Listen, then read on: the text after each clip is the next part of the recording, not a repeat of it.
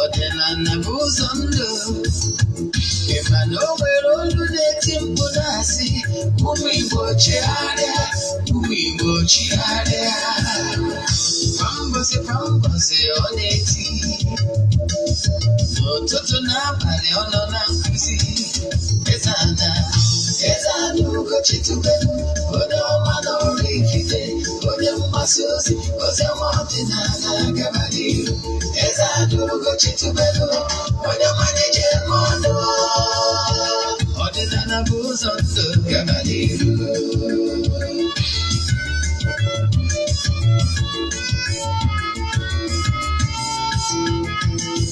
Eze-Ana Ugochi tubelu onye ọma na oraifite onye mgbasa ozi ọma ọdịnala gaba n'ihu Eze-Ana Ugochi tubelu onye ọma na-eje mmadụ ọdịnala bụ ụzọ ndụ gaba n'ihu Eze-Ana ga-adị Ugochi tubelu ga-adị Ugochi tubelu temple ọ ya adị maka na eziokwu anwa chacha ndị ụka erigajo fọndambaki ndị oche eriago fọndambaki fọdasi kala aka ọkọrọ ụmụ Igbo si anyị rapụ nke anyị na nke feka mma buru Baịbụl bịa akwụkwọ akụkọ ebekwa chọọchị fa okpuru ụka agaba Manu Ugochi tubelu ekweghị ekwe Eze-Ana si na ọma mme ọdịnala ọma mmuchacha oge ọbụla ọ na-eti ọ nọ na nkuzi Chukwu Abịama gbaa ume ọdịnala ya dị Eze-Ana Ugochi tubelu onye ọma na oraifite onye mgbasa ozi ọma ọdịnala gaba n'ihu Eze-Ana Ugochi tubelu onye ọma na-eje mmadụ ọdịnala bụ ụzọ ndụ gaba n'ihu ka anyị nọbụrụ ebe a ụmụ ọdịnala Igbo anyị abịakwa n'oge awa nke eziokwu nke ọ bụ mụnwa bụ Ogbuefi Eze-Ana Ugochi tubelu na-anọ n'isi ya n'ụbọchị tata bụ ụbọchị Eke isiokwu anyị ji wee bịa bụ ihe niile ị kwesịrị ịma gbasara dada ya na ụmụ ejima na ọdịnala Igbo asị m na tata bụ Eke ya eketara anyị ihe ọma ma kepụrụ anyị ihe ọjọọ na akakaka ya ma anyị na chichiji anya ma anyị onye echeche ihe ọjọọ ya eme anyị ya ma onwe onye si ihe anyị ji wee dịrị anyị dịgbuo onye a na ndụ onye si ihe anyị ji wee nọrọ anyị dọgbuo onye a na ndụ onye si na anyị ga-ere dị mma na onye a ga-adị mma mana onye si na ya ama dị mma onye a ama adịnata mma tiri ụwa agwụ asị m onye si na akwụkwọ ya ma acha na mpama ya bara nke ya asị m ihe ọma dị n'elu ya dara anyị na ọdịnala ya pụrụ anyị ome ụwa were anya ha wee fụ ise maka ndị ọbụta bụ izizi ha na-afụ m na soshal midia abụ m Ogbuefi Eze-Ana Ugochi tubelu oraifite echiri m ọzọ Eze-Ana abụ m onye isi nchụaja na Ugochi tubelu ọdịnala temple nke dị na Oraifite na Anambra steeti anyị na-agba afa mmiri emi lụkwazi ọrụ mmụọ dị iche iche abụkwazi m onye isi nchụaja na ọdịnala restoration prayer ministry bụrụkwazi onye mgbasa ozi ọdịnala Igbo you can call me an ọdịnala evangelist I will answer my mission is to help people live better life n'ụbọchị tata agwago gị isiokwu anyị dị bịa mana bifo anyị gaba n'iru ọkwa dị mkpa aja anyị na-achụ kwa ọnwa nke ọnwa Julaị ga-ebido na Julaị 6 ndị na-esonye na ya bụ aja amarụgo ka esi eme ya, mana maka gị bụ onye ọfụ gee ntị ma gee ntị nke ọma. Ihe anyị nidiri ka ị wee sonye na ya bụ aja bụ ịfọwọdụ ya 3 prayer request. You made donation token to the account number. Etizie m na WhatsApp ka m gwazie gị other details I need from you in order to book you. My WhatsApp number bụ 08057837672. I repeat, 08057837672. Ọ bụrụ na isonyecha na aja, I can tell you na aja bụ aja bunye elu, aja ịpụta ihe. Aja esigoro na ya bunye imirikite ndị mmadụ elu. So onye abụghị ya ama maka gbasara aja. So anyị anaghị esho ihe ọrụ na social media maka ọdụ necessary. Mana ihe anyị na-achịkọwala gị bụ ị nwere ike isonye na aja ebe ọbụla ị nọ all over the globe. Yes, ị nwere ike isonye na aja ebe ọbụla ị nọ all over the globe. Nke ịbụọ bụ na ọ bụrụ na distance abụrụ ebara ya, so ebe ọbụla ị nọ under the sun ị nwere ike isonye na aja. Ịchatizie na WhatsApp agwa gị ihe ị ga-eme. Then nke a ga then ọzọ si ọkwa dị mkpa bụ ị na-enecha vidiyo a, sonyela anyị na social media handles anyị, na our Instagram, na our Facebook, na our TikTok, na our YouTube channel. All is Ogbuefi Eze-Ana Ugochi tubelu. Share our program ka ndị mmadụ wee know the truth from the horse's mouth. Nke ọzọ si dị mkpa bụ ọ bụrụ na ị nwere television stations and actually they show our Nollywood movies, then chat them na WhatsApp. Then nke ọzọ si bụ ọ bụrụ na ị chọrọ watch our Nollywood movies through life stories, entertainment ranging from music, anyị nwere informations, anyị nwere Nollywood movies, anyị nwere nkụzi ọdịnala dị iche iche. Then you can go to our YouTube channel and watch it. Then nke ọzọ si bụ ọ bụrụ na very soon anyị ga-enwe cable television ebe ị ga na-watch all our movies and programs. Very soon ma announce gị the name. Yes, I na the company finalize. When I finalize, I set it up. Then I will see to you. Because I say, "Bo, echefukwana, support my daughter Queen Desire. I can we know this crown on our fight for." Then I must say, I give me video can with you. Then I come on you and Kuzai, you know, but it. Can Kuzai, you have no watch that about here, Basalo, that I grew up. Nwechọ ka nkọwara gị ihe bụ dada. Dada bụrụ taa ka o bidoro, mana ọtụtụ ndị mmadụ n'ụtọ na-eriri ha eri. Onye ka m ji ekwu maka ndị be anyị ndị eriri eriri ha front and back, maka na ọ bụrụ na erie mmadụ richia mmadụ narịa chenji, ọ ihe jọgburu onwe. So onye ka m ji lead this campaign ịgwa ụmụ Igbo ka anya ha saa ka a mara ihe bụ ihe ị kwesịrị ịma. Na ndị anyarị bịara rie ndị be anyị erie site n'ụzọ dị iche iche be anyị ịnapụ anyị ihe anyị ji wee bụrụ ndị ejiri mara Igbo. Ọ bụrụ taa ka ọ dịba, mana ha ga-abịa kọtọ nke ndị be anyị promote obe ha. I can tell you, ọgwụ ofu ndị ahụ ya abịanụ n'ụdị ụka ọbịa abịa agwa gị celebrate with their forefathers, mana look go down on your own fathers. Ịma ọ na-eriri eri kedu ka o si dị gị ka ị na-ebe akwa ịmụrụ na ndị nna nna gị ha, people that have share blood relatives with you, na ha ga-aka mere gị ebere karịa ndị egoro ego. Ịmara ọ bụrụ na ịrụ ọnụ, ọ bụrụ na ịmara, ọ bụrụ na efu onye dagoro n'ute ọrịa, ịfụ na ndị mba ndị ọzọ ga-ejewa ọzọ ya blood relative ka ị ga-eji nweta onye ebere. Ịghọtara ya? Ana m achọ ịgwa gị na nne mmadụ na nna mmadụ ọnwụ na nwana onye ebere anwụgo n'ebe onye nwara. O nwere onye ọbụla ga-afụ gị n'anya karịa nne gị maọbụ nna gị.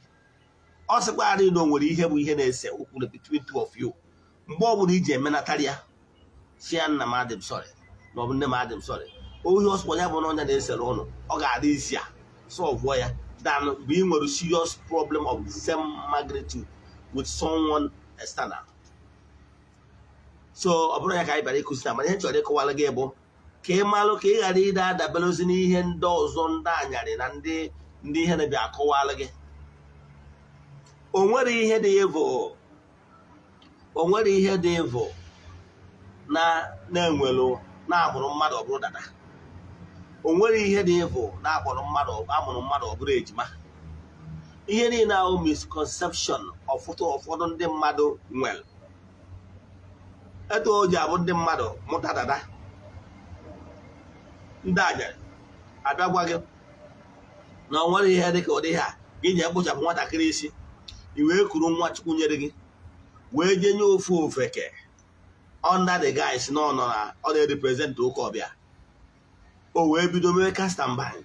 O wee gbawa mbọ etu o nwere ike ịfụ na o severe this your child from ndị iyi ụwa ya na ndị otu ya, all the spiritual forces this year bi ụwa o severe ya na nwatakịrị ọ ga-emezikwa ụwa ya. Ka nkọwalụ gị ihe maghị maka what you don't know is only a mystery to you and not to all. Ka nkọwalụ gị, ọ bụrụ na o nwere ndị ọbịbịa ụwa ha bụ a mystery, dịka nsi kọwalụ gị na enwere ndị wu mystic in nature. O nwere ndị wu mystic in nature, that is ihe gbasara ha wụ ọgbara igbogharị. Mana what you don't know is only a mystery. O nwere ndị dị ụtọ etu ha si bịa ụwa wụrụ ọgbara igbogharị wee ji amụ ụfọdụ ndị mmadụ ndị aghọtara how things work, maka na anụmanwụ jekwuru banye na be anụmanwụ anya. So wee nye wrong interpretation. O nwere ndị bịa na-ekwu na ụfọdụ ndị Igbo gburu ejima, wee na-akọwara ha na ụmụ ihe ndị a niile abụrụ general Igbo culture, kama na enwere ụfọdụ ndị mmadụ ndị emisledere. O nwere ụfọdụ ndị mmadụ emisledere ụzọ na ha aghọtara how things work. So ndị na-etu anwa wee jee tinye aka n'ihe ekwesịrị ka ọ dị.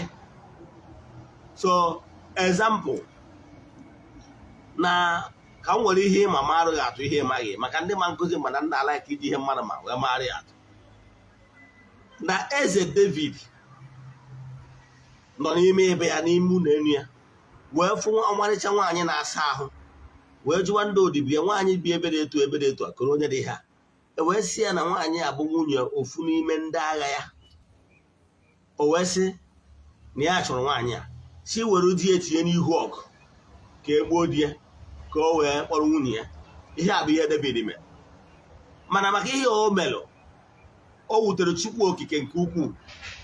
Chukwu okike wee sị ya David, maka ihe anyị melụ na mma agha ama esi na be bụ David tara ahụfụ imirikiti oge iji wee mee appeasement for maka ya bụ alụ o melụ, maka na alụ ọ kwafuru ọbara in disguise. Mgbe e gbuji nwunye nwoke a, o wee duru nwaanyị a n'ụdị na ya na-anụzie na ọ bụrụgo nwaanyị ajadu na ya na-anụzie. Ọ ghọrịrị mmadụ ọkwa eziokwu, mmadụ amụrụ ihe plan ya na ihe niile ahụ plan. Mana nwaanyị a mụtara Absalom, a wee sị na Absalom ga-anwụ. Absalom a mechaa dị na ndị nwunye David. Absalom cha nwụ. Absalom jechara agha na-apụta ịnyịnya bụ etunye ya n'isi ekoro isi ọnwụrụ. Ịghọtara ya? Maka na o ripụkwara ihe o sol n'ebe onye ọzọ nọ. So ihe na-achọ ịkọwara gị bụ na King David mere etu a does not mean na every king na taụn niile ọ na-arị emelụ dị evil, ma ọ bụ na ihe ahụ o melụ abụrụgo custom. Ihe na-achọ ịkọwara gị bụ na ekwu na sin is a reproach, righteousness exalt a nation. Na o nwere ụfọdụ obodo ma ọ bụ ụfọdụ ndị mmadụ based on etu ha nghọta ha si wee dị na ha gburu ejima does not mean na every Igbo towns gburu ejima. Ịghọtara ya? O dipendere etu onye si ghọta. Mgbe onye ezi omume nọ na throne, ọ ga-ama na n'igbu mmadụ adịrọ mma na enwere any justification. Anyị nwa na onwe anyị bụ descendant of nri, mana o nwere ihe ọ bụ na justification ị ga-enyegide m ka m sọpọtụ ọgwụ na-ekwafu ọbara in any way. Maka na ama m na the consequence na-adị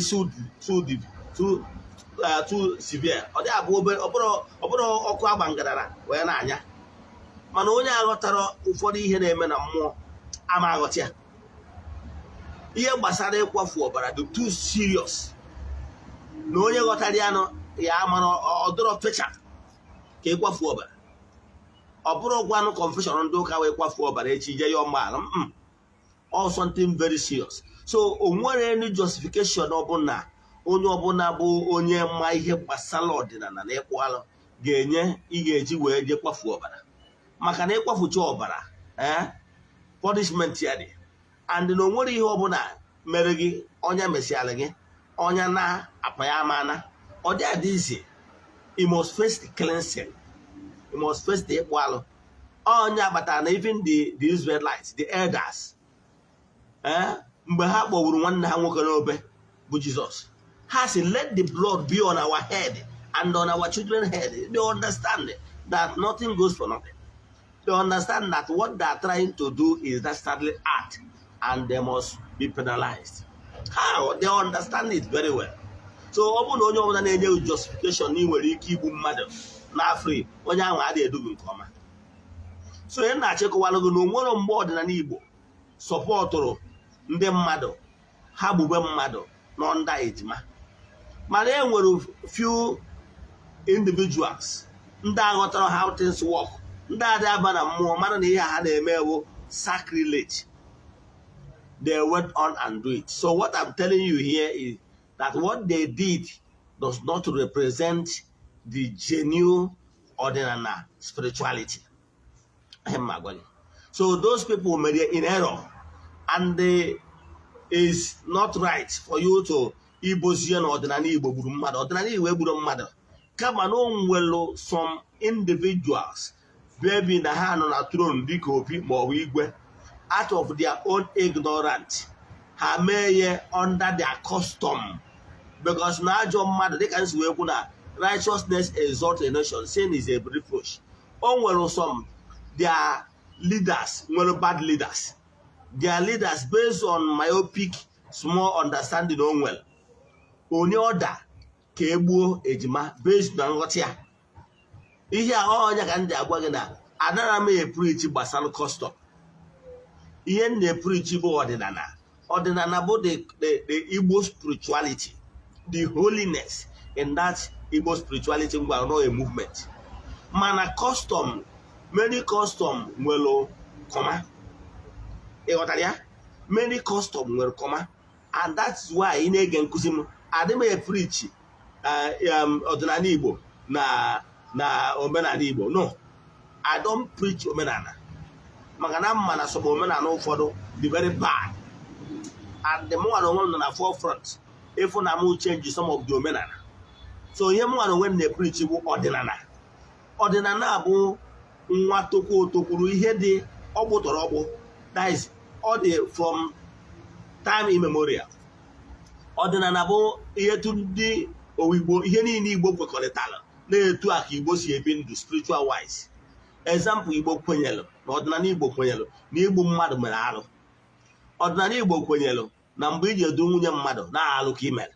Ihe ndị a bụ Igbo dị versatile in every Igbo spirituality. Mana e nwere ihe bụ custom. Etu ndị si eme custom a bụ nya ka a na-akpọ omenala. Adịm ekwu maka omenala maka e nwere some omenala niile to be changed ka mma alụghị maka ndị ma nkụzi mmadụ na like ihe ọmụmatụ. Mgbe m chịatara ọdịnala Igbo ekpere m ekpe wee yọọ Chukwu Okike na all my spiritual forces si ha na nche nchọrọ bụ long life, and na m chọrọ ichi ọzọ, na m chọrọ ichi the highest ọzọ a na-echi n'ala Igbo ka o si wee masị Chineke. Ọ bụrụkwazie na m bịa nọ na mụ si na the clan na-echi the highest ọzọ na-amụ ọzọ Eze-Ana. Ọ bụrụ ọsọ mụnwa onye ọbụla bụ onye si from my clan and lineage wụ Eze-Ana ka ọ ya echi. Ịghọtara ya? So na anyị nwa na-echi the highest ọzọ plus ka ọ bụ to I thank the gods for that opportunity. Now I ask the God again that achọrọ m ịbụ the oldest man in my town. You know why? Ọ bụrụ na m bụrụ the oldest man in my town, I will be able to change some certain omenala that and they are very against till to date. The only way, because I've gone now, the only way I get to change here is the Akajofo of our town on Efana oraifite. And the only way he gets to borrow the Akajofo of that Ana oraifite, Bonnie the oldest man the oldest man from my village. Yes, even the oldest man from my village, for the fact that my village bụ isi oraifite. Onye ọbụla bụ the oldest man na my village. Onye nwa ga-abụ onye ga-eji ọfọ of the whole town. Ebe a dọrọ ana obodo. So ọ bụrụ na njide ọfọ ana, my mission bụ na m eje n'ihu ana, m ebe ụzọ mee ya ọ bụrụ compulsory. And ọ bụrụ na being an Ozo Eze-Ana title holder and being the Akajiofo of an oraifite, enwere power is summon the whole town. You know what I mean? Then this is what I want. And can you answer? Nkucha eje m n'ihu ana sudi ofo. So for sugari ofo kwona, etu ansikwu ka ọ ga-esi mee onye ọbụla gara against it ka na chụbụ ya. You know what I mean? Ka ngwa ihe reason. Ihe nchọrọ ime ya bụ ife bụ ngwara ndị iche na ihe nchọrọ ime bụ na o nwere custom dị very bad na-agbụ ama obi today. Yotago and mụnwa na onwe m ama ekwenata ka o mee na my own family ebe m bụ isi, and mụnwa ama ekwe ka o mee na the entire town ma ọ bụrụ na m bụrụ Akajiofo. Gịnị ka m chọrọ ikwu ihe a bụ na ọ bụrụ na di na nwunye na-ebi ọfụma, ọ bụrụ na nwaanyị mụtara sọsọ nwaanyị, wee bụrụ na nwaanyị ahụ na ọ mụtara sọ nwaanyị ahụ mesịa wee nwụrụ, nwaanyị a wee nwoke a wee nwụọ sọrị, mana nwunye ya anya na-ebiri ọfụma mụtara sọsọ nwaanyị nwụtọrọ nwoke. Gịnị ka m na-ekwu? Ihe m na-ekwu na ya bụ na ọ bụrụ na ọsọ nwaanyị ka ọ mụtara na o nwero ihe ọbụla dịka onye ori ekpe nwanne ya nwoke enwere ike ije chụsa nwunye ya, chụsa ụmụ ya, were the man property. Ọ dị totally wrong. You know why? O nwere ebe ihe a megasịrị. Even one of my Nwadiana suffered the same thing. Kedu Nwadiana m sọfara? Nwatakịrị nna ya, nne na nna ya na-eme ọfụma bụrụ ọgaranya. O wee bụ ụzọ na nne na nna ya nwụrụ, ụmụnne nna ya wee bịa bụso akụ na ụba nna ya. Ihe a gwara ụmụnna bụ na ha ga-azụ the girl na akwụkwọ tiri ọgụcha akwụkwọ university. Ihe ahụ nwatakịrị nna ya kpatara ezigbo ego, bụrụ mpọta, nwee trucks, nwee warehouse, nwee private cars. Na ọ bụrụ na o mee etu anwa na ya ga-abụ na ha ga-azụ nwa na akwụkwọ, ekwere ha wee jee kesasịa akụ na ụba nwanne ha nwoke nwụrụ anwụ, hapụzie the only daughter ọ mụtara. I can tell you some years back, nwa ya nwanne ya nwaanyị abụ Nwadiana m visited by HLM tears because I was expecting to see her in the university. O wee sị m na ochie na ọ dịghị adrọ na since ya nwanne ya nwụsịara na ozi na ba isi my uncles kpọrọ ya wee na-asụ ya na kịta na ya na-akụzi nkụzi na school after ka ya gụchara secondary school, na-echezi opportunity ka anyị wee zụọ ya na university. Na ụmụnne nna ya ajụrọda ese kelee ka o si eje koro ka o si ada. Ịghọtara ya? So ihe ọ pụtara na anyị nwa bụ ndị nna ya ochie na asụsụ ya na akwụkwọ na school ọ nọ kịta. Ịghọtara ya? So o nwere ndị wụ na, and the one thing ga-ama for a man to be successful, ihe ọ pụtara na nwoke a ga-enwere peace of mind from his home. Nke bụ eziokwu na o nwere ka ị ga-esiri successful on earth ma ọ bụrụ na ị nwere peaceful home. Nwunye gị ga na-enye gị udo nke obi, so that you will be able to echekọta obi gị wee nwee ike think care about ihe ị ga-eme ka ị were successful in life. Ma na that one, ụmụ gị sokwa ekpekwa ekpere na-ayọ Chukwu ka Dada ije ọfụma bata n'udo. So ihe na-achịkọwa bụ na ụmụazị amụrụ n'ezinụlọ na nnefa sokwa wee taa afụfụ, contribute in one way or the other, contribute using their prayers and good wishes to their father in order for their father to make that money. So therefore, na nwoke nụrụ nwaanyị mụta nwunye mụọ sọ nwaanyị o nwere ike mụcha nwaanyị anwa lụta ụlọ n'Ọnịcha, nwere ike ọnwụ na-egbu ọda wee gbuo nwoke anwa. Ọ dị very wrong nwanne ụmụnne ya nwoke ịchụso nwaanyị chụso ụmụ ya ọntose na ha mụtara nwoke na ha chọrọ iri ori, na ha chọrọ ibu ori ekpe. Ịghọtara ya? Wee sị na nsogbu okenye na mba ekwu na ọ dị wrong one na ihe a ga-eme because a na-awụ mgbe ụfọdụ ekwuo ihe na law asị na pasị na House of Assembly. Ana m achọ ịgwa na o nwere ụfọdụ ndị na-asọfa mkpagbu dị etu a na villages. O nwere ike o nwere ego ọ ga-eji wee jegota lọya maka ị na-ekwu okwu na National Assembly pasịrị ya, ọrụ onye nwere ego igolo ya. O nwere ndị na vileji a na-akpagbu na-anara ha oke di ha na-anara ha ana di ha ọdose na ha mụtara nwoke. So those things must stop. Ịghọtara ya? Reason bụ na ihe m nwa chọrọ ime bụ na nsogbu oke mma asụgharị ọfụ obodo bụ na as long as na nwa ọbụla nwoke a mụtara na onwe ya na nwunye karị ndụ, nobody ya anaghị ihe nketa ha. Ọ bụrụ na nwoke a nwere ụlọ n'Ọnịcha, ọ nwunye ya na ụmụ ya, ọsọ ya bụgo na ụmụ ya alụsigo di, ọ nwunye ya ka ya bụ property sedere ya na ụmụ ya. Ọ bụrụ na nwunye ya nọrọzi, ụmụ ya bụ ndị nwere right to demand property until the last daughter of that man is no more. Ọ bụrụ na ana na-enwerozi, the wife is no more, all the daughters, the man's daughters are no more, then onye ori ebe ga-abata. Mana ọ bụrụ na the man's wife ka dị alive, the daughters are alive, nwere ike sị na ha anụgo di, ịma na onye ọkada na-anụ ya, ịma na agụụ ọ na-awanye na di ya agba n'ebe o jere ije di, nwaanyị nna ya hapụrụ for dekin na Ọnịcha, gị nwa nwanne nna ya je na-eri ekpe na-anakara ego ugwu ụlọ. Ọ dị wrong. Ụdị ihe na-etu aka ọha na obi ya, o nwere ebe ụdị ihe a na-esekwa okwu na be anyị. Nwatakịrị anwa ọsọ ya bụ na ụmụta nwoke nwaanyị na ọsọ nwaanyị, anyị ahapụrụ ya ihe nna ya niile, weda ma ọ n'ụdị ma ọ nụrụ di, ọnụ ọdị ya na-abịa na-enekwa ihe nna ya. Ọ bụkwanụ na ọ nụrụ di, ihe nna ya niile ada nna ya from A to Z a ga-edeberie ya.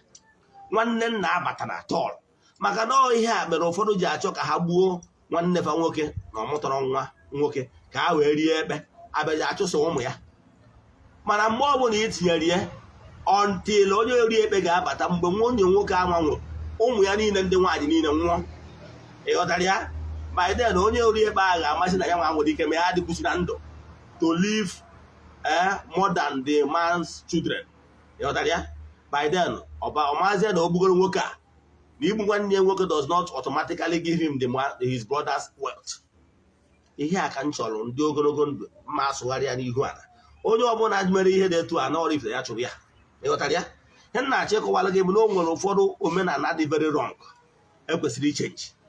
Yes, ọ dị nke ahụ mkpagbu, maka na ụmụazị ndị nwaanyị ahụ amụta usoro ekpe ekpere na-asị daddy bye bye, na-ewichi their daddy good, their daddy ji wee kpata ya money.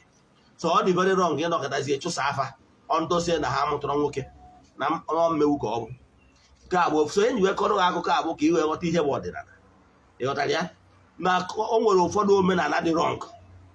So ọ ya batara adị m epromotu omenala. Ihe na-epromotu Igbo spirituality, ihe bụ ọdịnala. Gịnị bụ ọdịnala? And onye bụ onye ọdịnala? Onye ọdịnala bụ onye na-asọ nsọ ana. Ọ bụghị a na-ede asọ nsọ ana bụ idebo that 10 commandments, forget it. Ị bụrụ onye ọdịnala. Ọdịnala abụrụkwanụ 10 commandments Chukwu okike nyere, abụrụ iwu ndị ụka. Ọ iwu dịrị tete orukwara oge Moses ere n'ukwu ya, ọ iwu dịbarịrị, ọ bụrụ ndị ụka nwee. Ọ bụrụ na ị na-ejekwu nwunye mmadụ, bụrụ onye ọdịnala, forget it. Etu ọ bụla isi justify ya, maka na o so n'iwu ọkụ nwunye mmadụ gba ọkụ ya, ihe o ji ego enweta na-enye ya obi aṅụrị. And nwoke ọ bụla ijekwu nwunye, ihe ọ pụtara bụ na ị na-edago nwoke anya, inwere ya ọkwọrị, ịfụ ihe ya emeghị ya eme. Ịghọtara ya? Na ọ nọ ka ijekwuru atụrụ mmadụ bụ ihe nketa mmadụ, ma ọ jegburu ji mmadụ. So ọ dị wrong. So ihe bụ onye ọdịnala bụ onye na-asọ nsọ ana, ọ bụrụ onye na-atụ nzu ma ọ bụ onye sị na ya bụ ọfọ, maka na ya mara na ọfọ nwere ike mgbe ya dị niile. Ịghọtara ya? So ihe bụ onye ọdịnala bụ ya life. So nke ọzọ dị bụ na ọ bụrụ na mmadụ bụ aka jọọ, mmadụ nwere ike iwe aka jọọ, mana ọrụ mmekasị ka ọ na-emekasị, ihe ọ na-eme ọ na-asọkasị aka, ihe ọ na-eme adịghị aga. So nke a bụrụ ya. So ihe chọrọ ịkọwa bụ na omenala ọdịnala Igbo, dada abụrụ ihe ọjọọ, mana ọdụtụ na-eri ndị be anyị eri. Onye nọta ịmụta dada, ikuru nwa kujere ofu ofeke maka na oyi white, ma ọ kpọrọ onwe pastọ, ma ọ kpọrọ onwe reverend, efe ọ na-eriri ga-eri. Ka nkọwa dada bụ ọta ka o bido, mana ka m nwere ihe ịma wee maara ya atụ. Ndị ma nkụzi m mana nna ala ike iji ihe ọmụmatụ ihe mmadụ ma wee mara ya atụ. Ị gaa na akwụkwọ Samson, ị ga-afụ ebe e kwuru gbasara akọrọ akwụkwọ gbasara Samson. Na Samson bụ nne na nna ya na-achọ nwa, emesịa wee bịazie nne ya ozi na ọ ga-atụ ime, na ọ ga-amụ nwa, na nwa a ga-abụ nwa ga-esi ezigbote ike n'elu ụwa dum, sikarịchara ike. Mana na nwa anyị ekwekwana ka agụba gaa ya n'isi. Gịnị ebe agụba? agụba agụ rezọ Jizọs ihe eji akpụ isi si akpụ na nwa isi Samson wee na-eme gịnị na-atụghịkọ ihe anyị ma today as Dada. Mgbe ahụ o debelụ nne ya na-edebe dati rule ahụ enyere ya, iwu ahụ enyere ya ewu iwu ndị otu ya, ndị iyi uwe ya, ndị ọgbanje na all his spiritual forces, ihe ha kwekọrịtara before ọ bịawa ụwa. And as long as nne ya edebe dati iwu ahụ ike dị n'ime Samson wee nụso ndị Palestine agha wee na-enwe mmeri. Mana o mesiziere Samson mechaa dapụ n'ogo dị elu a maka na o mechaa wee nụọ Delilah, mechaa ihe nwaanyị na-eme, o wee reviluo na ebe ike dị mụ na akpụghara ya isi a na ịkpụ isi a ga-eweta ilo na asị na nkewa n'etiti ya na ndị spiritual forces ya na mmụọ niile suyenu, maka na ọ mmụọ niile asụ enu mere o ji wee bụrụ the strongest man. Ịghọtara ya na akpụghara ya isi a na ọ ga-eme ya na ndị otu ya na ndị iyi uwe ya na ndị ọgbanje na spiritual forces niile so elu na ha ga-agbakọdo ya azụ na ike anwa ha na-enye ya ga-depart from him. Efere ya ogbuo reviru secret Delilah mee ya ike Samson wee daa, Samson wee bụrụ mecha bụrụ onye nwụrụ n'ụdị ọnọdụ a. Etu a ka m na-achọ ịkọwara gị na nwa gị bụ Dada gị gbara onwe gị maka na eriri ndị be anyị eri front and back na ụdị ụka. Ụfọdụ na-afụtazi na nwa ha bụ Dada bụ efu, ụfọdụ na-afụtazi na nwa ha bụ Dada abụrụ normal human being. Ụfọdụ ndị mụta Dada ihere a na-eme ha. Asịrọ m na ama akpụ Dada, mana ihe niile nwere oge depending ihe nwatakịrị ahụ na ndị otu ya na ndị iyi uwe ya na ndị ọgbanje ekwekọrịtara. Example, ọ bụrụ na ị mụrụ Dada, ịkpọrọ na ya akpọ ya ofu ofeke na ụdị na ọ bụ reverend ka ọ kpọrọ nwa Dada imeni ya. Ọ bụrụ ịkpụ ya Dada bụ isiokwu, ihe ya na-achọ ime bụ ka isi via relationship spiritual bonding dị between ya nwa gị nwoke ma nwa gị nwaanyị bụ Dada ya na ndị otu ya na ndị iyi uwe ya. Ọ bụrụ na ike wapụ ya na ndị otu ya na ndị iyi uwe ya na ndị ọgbanje ndị ya na-ewe bịa ụwa, ndị ga-akwụdoro ya n'ihu ọrụ ya o wee dee ude na ndụ a, ịsọsi dị ekewapụ ya na ha, nwatakịrị ọ ya emezikwa ụwa ya. Ịmara na ị chọrọ ịgba nwatakịrị a ka ị gbaa ụwa ya ayaga, ịmara na ihe ị chọrọ ime. Mgbe ahụ ị chọrọ na-asụ ka ijekpọ ofu ofeke ọ sị na ya kasị anyị bandị anyị sivia anyị rerizi anyị bọọnụ onye nwụrụ ọkụ ana nwụrụ ọkụ. Mgbe niile ị na-eme ihe niile abụ ihe ị na-achọ ka ị chụọ nwa gị mana gị nwa amarọ maka na eriri gị eri rie front and back n'aka ndị ụka ọbịa. Ị na-afụtazi nwa Chineke nyere gị na nwa dị possess, ịghọtago, maka na erigo gị n'ime na eriziri gị anwa i wee were ọnọdụ ọjọọ wee nwee ike wee ala awụọ mmadụ onye eriri eri ibe gị na ụdị na ọ bụ reverend ma ọ bụrụ ọ bụ onye nwa, o wee bịa wee chuo nwatakịrị a tinye ilo na asị n'etiti ndị niile. Maka na mgbe ị na-ege ntị n'okwu ọ na-ekwu mgbe ọ na-akpụ nwa isi na aka soro ya nke a asị ifu na Dada bụ ịvụ. Ihe niile ọ na-eme bụ ka o wee tinye enmity between nwa agha na-eto eto na ndị otu ya. Mgbe ọ sọsi dizi wee gbaa ya ụchụ wee mezie ka ndị otu ya gbakụdo ya azụ, ike si n'ime nwa wee pụọ. Nwa apụtazi ụwa ọ na-ehi ifuru, ọ na-emekasị ịchụgo ihe gbasara ya, ịchụgo mmụọ kwesịrị ime ka o dee ude na ndụ a. So ihe na-achọ ịgwa gị, ọ bụrụ na nwa gị bụ Dada na ịbụ nna nke nwere ya bụ nwatakịrị a, jiri aka gị na-ekpe ekpere na-aga ọfọ na-agọzi nwatakịrị a, na-akpọkụ ndị otu ya na mmụọ niile ha nya na ya so wee bịa ụwa na chi onye ụwa ya. Ha kwudoro nwa ka nwa a na-eto na amamihe, nwa a na-eto na amamihe ka m na-achọ ịgwa gị. O nwere oge nwatakịrị a ga-eruo site na nkwekọrịta ya na ndị otu ya. O nwere mgbe ọ ga-eruo ofu iluo na ya chọrọ ka a kpọọ ya isi, hapụ ya, ọ ga-abụrịrị at any given time o ji aka ya wee chuzuo. Onye nwa ga-eji aka ya chuzu. Ka m gwazie gị, ọ bụrụ na nwatakịrị chuzurunu na ya chọrọ ka a kpọọ ya isi, mana na-agbụrụ isi does not mean na ya na ndị otu ya ekewago. Ịghọtara ya? Ọ ga-eji aka ya na-enye sign, na-adọ aka n'isi ya, na-adọ aka n'isi ya asị if na ọ na-epulu isi ya. Ije n'afa ndị otu ya ga-asị oke si kpụzie ya isi, ma si gbuoro ha ebu, ma ọ si mere ha saraka, ma ọ si were ọka ọcha, si mee nke a, si mee nke a.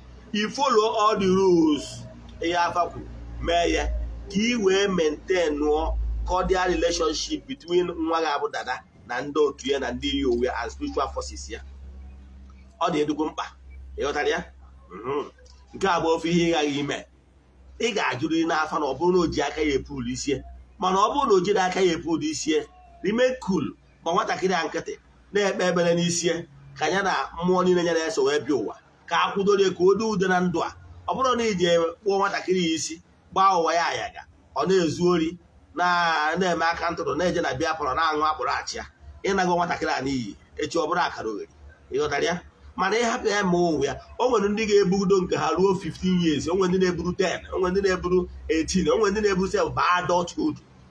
Hapụ ya mgbe ọbụla o ji wee kpebie n'onwe ya, ya na ndị otu wee sị dadị ya na ya achọzigo igbu isi ya, isi ya kere ihe a ya emeri ya. Oge ahụ ọ bụrụgo nnukwu mmadụ ojizi aka ya sị dadị mere m etu echi ya nwa m amerịghị etu ya dị happy, ọ sị ya na ya dị happy, no problem.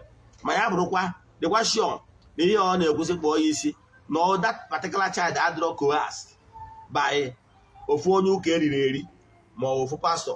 Ịdago ya bụrụ nwatakịrị na-eto na-egwu Chineke na usoro ọdịnala na-erespekt iwu ndị nna nna ya ha. Nwatakịrị a mmụọ si enu ga-akọmuniketịrị ya n'oge erugo gọọ ya akpụ isi, ma ọ bụrụ na achọrọ ka ọ kpụọ isi at that point in time. Ọ mara ịmarasara aka batịrị agwa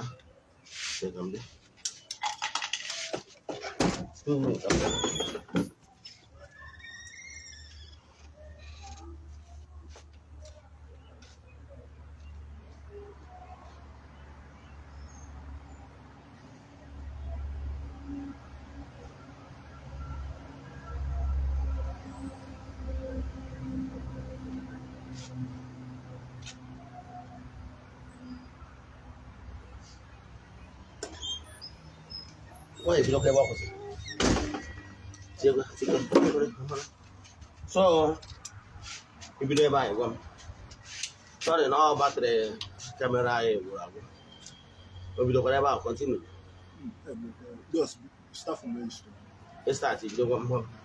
So na-awụ dada anwa bụ hapụ ya mgbe ọ bụla o ji aka ya si na si kpọọ ya isi, then kpọọ ya isi mee saraka medo ihe niile anwa ka ya na ndị otu ekwụrụ. Nke a bụ ihe ị na-agaghị ime. And ụbọchị a ga-akpụ ya isi a, ọ gịnwa bụ nna ya ga-eji aka kpọọ nwa m weta ọjị kene mmụọ niile sue, kene ya ancestors, kene chi onye ụwa ya, kene mmụọ niile suenu, kene ndị otu ya na ndị ọgbajie, si ya biko n'ụbọchị tata na nwa gị bụ Ifeanyị Okeke Obi na taa ka ọ sịsị kpọọ ya isi. I wee na-akpọkụ mmụọ niile suenu ha biko ha kwudokwara ya ka ọ pụta ihe ka o dee udo na ndụ a. Gị bụ nna ya ga-eji aka gị gaa ụfọdụ isi nwa gị. Ọ bụrụ na ị nwee nzu tee ya nzu n'ihu, nzu bụ ife ọma, tee ya n'ọba aka, tee ya n'ụkwụ ya, n'ọbụ ụkwụ ya. Ọ bụrụ na ị mesịa jiri aka kpụọ ya isi. Ọ bụgoro na ị bụrụ prọfeshọnal baba na ka ị ghara ime isi ntakasị, ị ga-eji aka gị were sizọs tinye ya n'isi.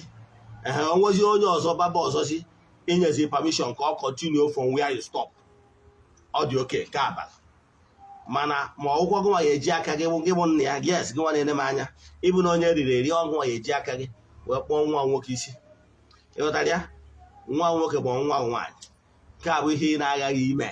Esikwana na ndị mmadụ ga na-asụ ya asọ, esikwana na ndị mmadụ n'ọya ka iji chee kpụọ dada. Ọ bụrụ uche gị ka a ga-eme, na uche mmụọ ka a ga-eme. Ịghọtara ya? Hapụ ya na ọ na-eme ụwa ya. Ịghọtago? Ị nwere ike iziwe asị na na-asụ ya asọ, mana ị mara ka onye asị kwado. Mụ nwa na onwe m ndị ọzọ na-asụgoro dada asụ, m nwafụ ya ana m ada achịghị ego. Ọ bụrụ na onye tolitegoro nwa aka mma enyeri ya aka karịarị onye abụrụ dada. Ọ bụrụ ịghọtara. So isi na mmadụ onye reject ya mgbe o bido mewe exploit, that mewe something good, friends ga-abịa maka na ndị people identify with success. Ịghọtago? And one thing ị ga-ama n'ụwa bụ mmụọ mmadụ na-agbagota ka ọ na-eme ekiri ihe na-eme na ndụ onye a ga na-decide the type of friendship ọ ga-enwe. Nke a bụ ofu. Nke ọzọ bụ ife anyị mechie. Ọ bụrụ na nwunye gị mụrụ dada, mụrụ ejima, yes ọ ihe omimi ka ọ bụ. Yes, ị ga na-ekene chi gị na mmụọ niile so gị, ndị ihe ụwa gị na ndị ọgbanje gị, na-ekele ha niile maka na ọ dịrị isi onyinye Chukwu ka ọ bụ. Ọ bụrụ alụ, ọ bụrụ ihe ọjọọ. So maka ndị na-asị na ndị Igbo gburu dada gburu ejima mgbe gboo, ndị mere ihe dị etu a mere alụ and ha mere on their own level of understanding. Ịghọtara ya? Mana ana m achọ ịgwa gị na ọ bụrụ ana Igbo niile gburu Dada, ndị gburu Dada mere ihe out of their own ignorance based on maybe their omenala ebe dia igwe futebere, maka na onye isi a na-edu onye isi. So ọ bụrụ na igwe unu ma ọ bụ ndị na-afụ maka isi ọdịnala n'obodo unu, leadership of your town, bụ ndị dị very myopic na ndị enwere nghọta of how things work, ha nwere ike iji because of na ha funuro na nwaanyị mụrụ ejima wee nye ọdụ onye mmụọ gbuo. Mana ezigbo white king ga-abụ ọ bụgo na ụdị ihe emenubere ụdị ihe a mee ọsị ka o jee n'afa jee mbatara aka jee gbaa afa mmadụ na ihe a merenụ or the wish of the gods ka ọ alụ of which na some wise kings merie mgbe gboo does not permit igbu ejima. Ịghọtara ya? So ya na-achọ ịkọwara gị bụ na o nwere ihe bụ omenala Igbo. Ọdịnala Igbo does not support igbu ọchụ n'ụdị ọbụla. I can tell you Igbo spirituality is very serious about this. Ị mara mgbe bụrụ gboo na o nwere ndị gbara ọsọ ọchụ na for one reason anụwa ọgụ 253 nwanne gbuo nwanne ya ọ narie. Ime etu anwa Ken si wee gbu nwanne ya. Ken bụ nwanne ya Ebel ana wee chụwa ya ọsọ wee gbaa ọsọ wee gbara obodo nọ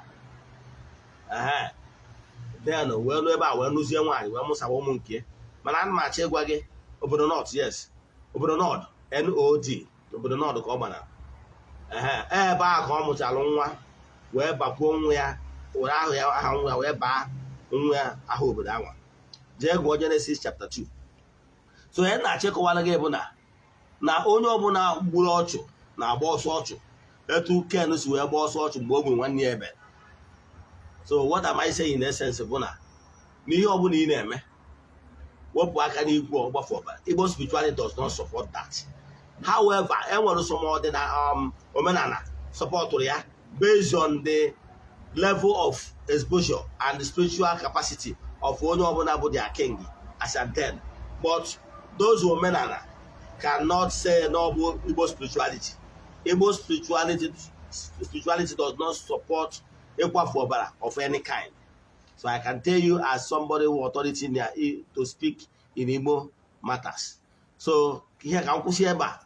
Ọ bụrụ na nwunye gị mụrụ ejima ma ọ nọọmụ Dada, nwanne ihe m gara agwa gị chụba aja na-emesara aka na ụmụazị enyere gị bụ spiritual people. Ụmụazị enyere gị ihe eji wee na connect in the world of spirit. Ka m gwa wanted, o nwere oge nwaanyị a na-akpọ Ọkwụba na Ifitedunu.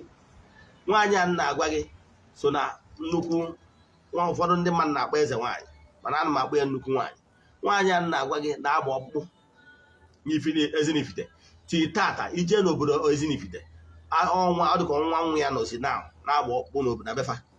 Ije na Befa oge nwaanyị a dị ndụ as at early 2000, nwaanyị a ka dị ndụ mgbe ji wee malụ. Nwaanyị a ịbịara na biya ọ bụrụ na ịbụ Dada ma ọ bụrụ igwe ejima ị nidiri ịgwa ya maka na enwere spiritual star maakị na-adị n'ihu ndị ejima. Ama nka m esikwa ka ịghọta ya ma ọ bụ n'isi ndị Dada efu anaghị ya ama na ọ bụrụ na ị nwere anya ime mmụọ ịfụ ụdị ihe na-etu anwa. Nwaanyị a ịbịa ịbụrụ Dada bụrụ ejima ma dị gbajiri ụkwụ ihe akwụ $1 ya akwụ afọ ọfụ anaghị nyanwa ya eji ụzọ tuo ya afa tuo nnukwu nwaanyị ma ọ bụ nnukwu nwoke ya ebe ụzọ tuo ya afa nabata gị ọfụma. Ọ nabatacha gị ọfụma ọ ya etiri tu free. So ndị na-akwụ ụgwọ na nke ya bụ ndị makpa ofeke ndị abụrụ ejima ma ndị abụọ Dada. Ndị abụ ndị na-akwụ ụgwọ eji agba ha ọkpụ, mana ebụrụ ejima ma ọ Dada ọ ya agba ha ọkpụ free of charge. Ịghọtara ihe na-achịkọwara gị mgbe ọ dị ndụ amaghịzi m maka taa na Ifitedunu mgbe anọ m Ifitedunu. Sama ihe na-achịkọwara gị bụ na ịmụta ndị a abụrụ ihe ọ ga-abụ ịmụta a na-asị gị na onye ọgbanje. Gịnị bụ onye ọgbanje? Ihe niile abụ na ndị a aghọtara. Ihe niile abụ ndị otu gị, ndị yi ụwa gị, chi onye ụwa gị are their spiritual forces. Ndị a niile bụ ndị iji ka ahụ na mmụọ. Ọha bụ ndị ya spiritual forces. Ọha bụ ndị ga-akwụdoro. Ọha bụ ndị igwe ndị agha. Ịghọtago ga na-echekwa gị. Ka m kwụsị ebe anyị na-erecha nkụzi a shia ya denụ ihe na-achịkọwa bụ na ị na-echa nkụzi anyị shia ya metụ aka na share button. Ọ bụrụ na ịchọ ka agbara gị afa miri emi, send alụ message na WhatsApp 08057837672. ya gazie ka ọ dịkwa n'oge awa nke eziokwu echi niile bụ Mọnde n'oge awa nke eziokwu. ya gazie ọfọ.